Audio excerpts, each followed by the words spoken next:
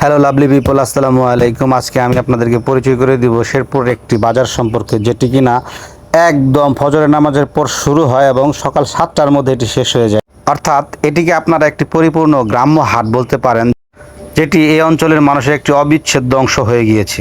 আসলে গ্রামীণ বাজার মানে শুধু বেচার স্থান নয়, এটি কিন্তু আসলে গ্রামীণ সমাজের মিলনস্থলও বটে।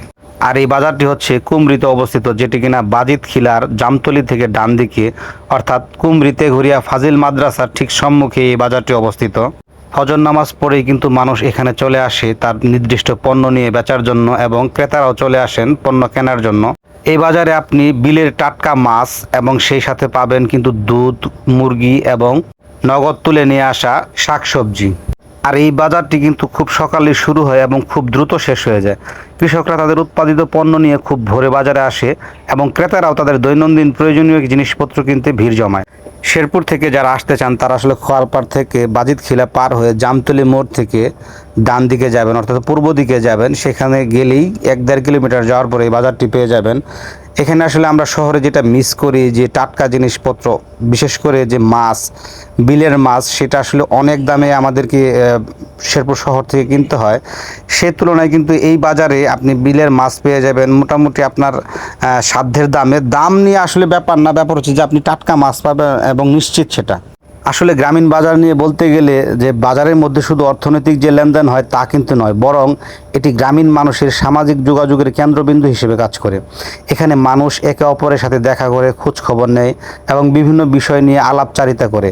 এবং সেই জন্য কিন্তু এই বাজারে কিছু চা স্টল এবং সকালে নাস্তা করার জন্য পরোটার দোকান এবং রয়েছে মজাদার সুস্বাদু গ্রামীণ খাবার। আর এই গ্রামীণ সকাল বাজারের পরিবেশ কিন্তু অত্যন্ত প্রাণবন্ত এবং কোলাহলপূর্ণ।